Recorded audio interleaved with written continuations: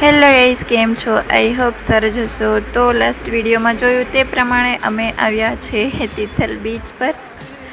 અમે ત્યાં મંદિરે ગયા હતા અને ત્યાંથી પછી નીકળી આવ્યા છે બીચ પર જવા માટે. ને અત્યારે અમે આવી ગયા છે બીચ ઉપર.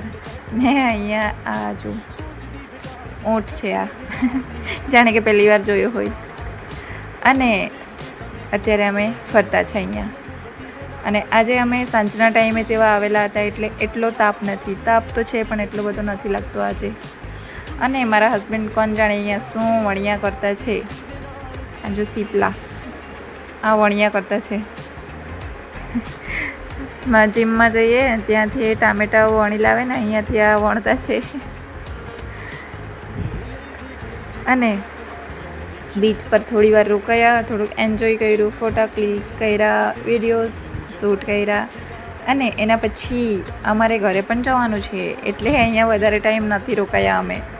એના પછી અમે માર્કેટમાં ગયા હતા કેમ કે અમારે થોડુંક કંઈ સામાન લેવાનું હતું ને જે અમે શોધ્યા કરતા છે, જે અમને નથી મળતું. અમે એટલું આખું માર્કેટ ફરી વળ્યા પણ અમને નથી મળ્યું. જેમ તેમ કરીને પછી શોધ્યું અમે કોઈને પૂછીને અને તે લઈ લીધું અમારે જે લેવાનું હતું તે.